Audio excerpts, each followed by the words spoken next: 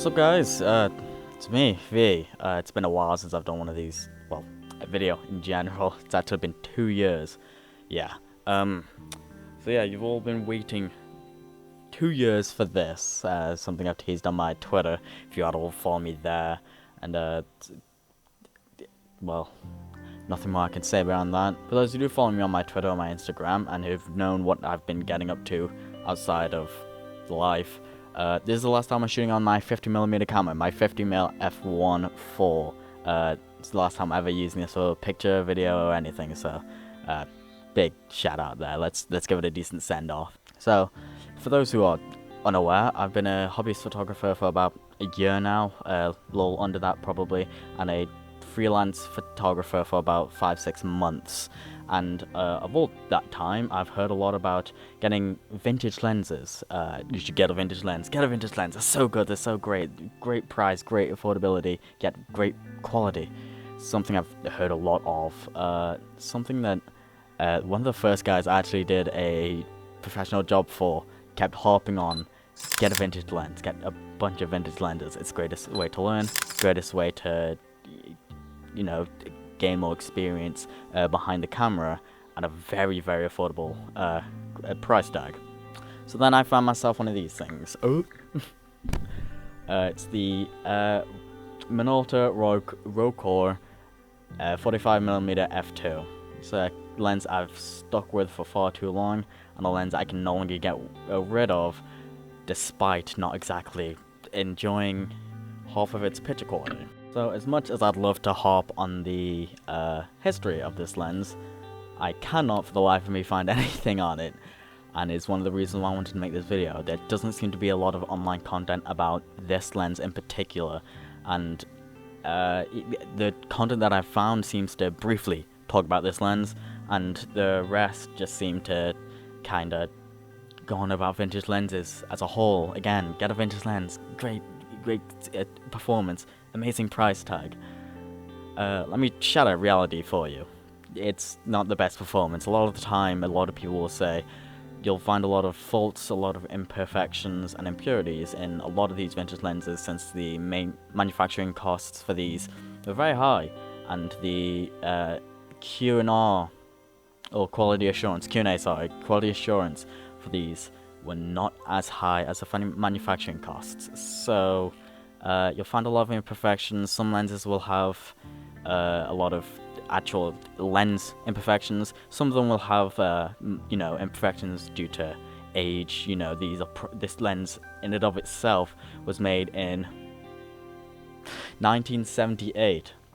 So this lens is it's older than me. This lens is well over 30 years old, and it shows. It's very soft. It's not the sharpest when wide open at f2, which is a aperture range that I love to shoot in. F2 between f2.8, something I love to shoot in, which my other lenses can handle perfectly because they are faster lenses.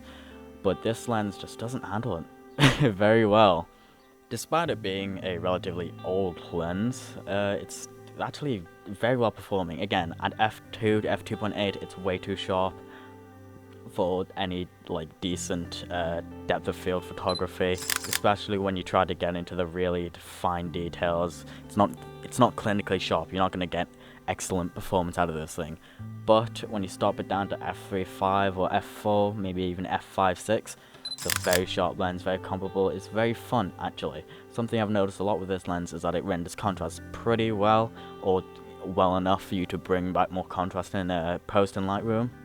Something I definitely recommend doing is adapting this on Canon bodies. I've been adapting this to a Sony camera, for the longest time, and I preferred this on my Canon to my Sony camera, mostly because of Canon's color rendition and science. It's again, Sony not bad at it, but Canon just do a much better job of it. Now, the aperture of this lens is not declicked, so all you video enthusiasts may not want to pick this lens up if you're, very well into it and you appreciate a smooth, declicked aperture. But photographers, we won't mind it. It's nice. It's very useful, actually. It's something you don't have to think about, especially with street photography. Something I recommend this lens for, actually. Sticking in Jeez, it's so cold out here. Stick it in f4 and raise that ISO up a bit. In broad daylight, even harsh shadow, harsh sunlight, it's really not that bad at capturing stills. I'm sorry, I'm struggling. It's so cold. I should have put a jacket. Now, despite the lens's flawed characteristics and its quite unique, I guess, renditioning of colors, it's actually quite nice, especially when you shoot wide open. Again, poor, image quality when you're trying to capture a very large subject. But if you're trying to get in close, get into very, secluded or trying to subtract from something, it's actually not that bad of a lens. It's something that I actually found is quite cool about this lens. So what you're about to see is a landscape picture. Not the best landscape I've ever taken, but it's definitely one of my favorites. It's one of the first ones I actually took with this lens. The colors I've altered, the colors I've altered because I wanted a general theme for the entire zine that I was going for, but you can see right in the middle of the picture, it's quite sharp, but it tends to fall off as soon as you start to stray out of the center there. But when trying to get other types of shots, like this next one of this old, decrepit, and worn down bench, it's quite, I find it quite nice. I think it's quite a dreamy, if you really want to be that pretentious about it, kind of lens. It's at f2 or f2.8, it's quite interesting of a lens.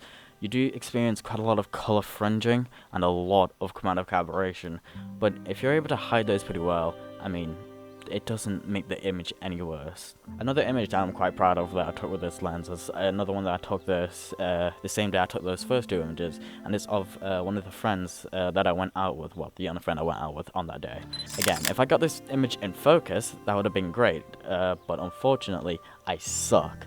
So I didn't quite get it in focus, but from afar it's not that bad of a picture. It's quite a cool profile picture, something is used as a profile picture, but other than that, I didn't include it in the zine.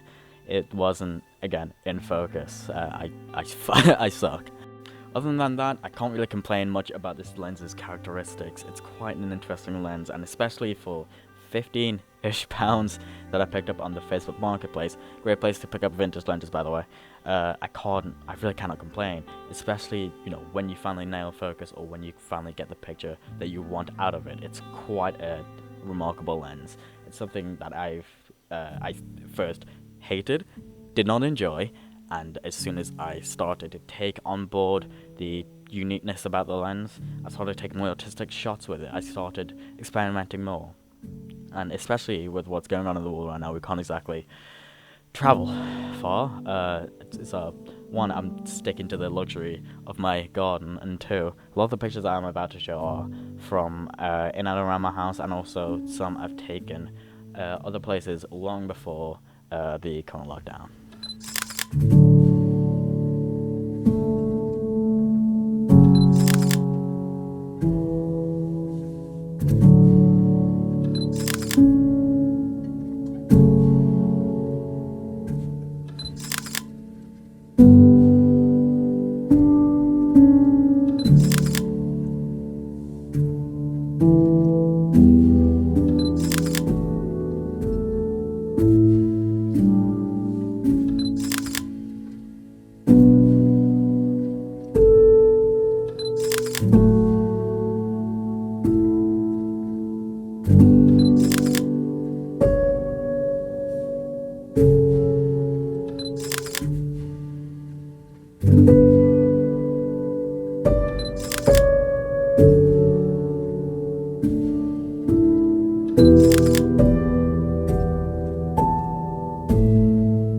Now, I know earlier I mentioned that I got this lens for about £15 off of eBay, but I actually got that about more than a few months ago, actually in August of 2019.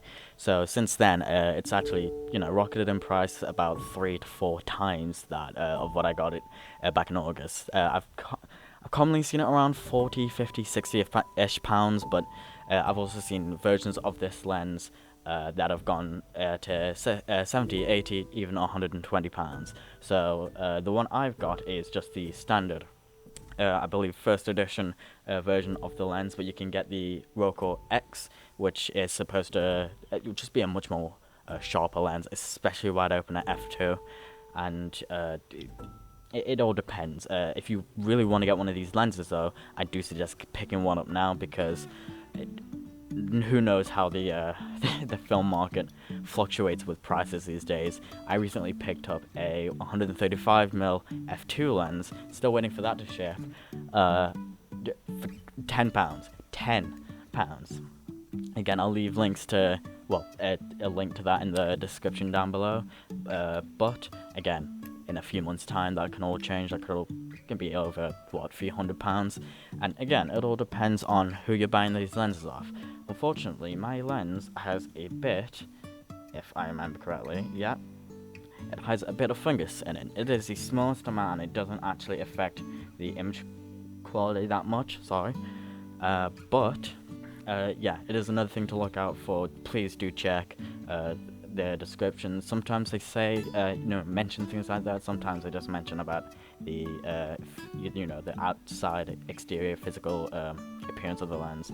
Mine's a bit beaten up, but they never even mentioned anything about that. But hey, it's all down to you on where you get it and who you trust. Ooh, fuck me! I did not script the last part of this fucking video. God damn it. If you like this video, leave a lot. Do something. I don't know. What did I used to say? Share it with your mother, your grandmother, your dog, your cat, anybody within close proximity, I guess. 6 feet though. Stay 6 feet.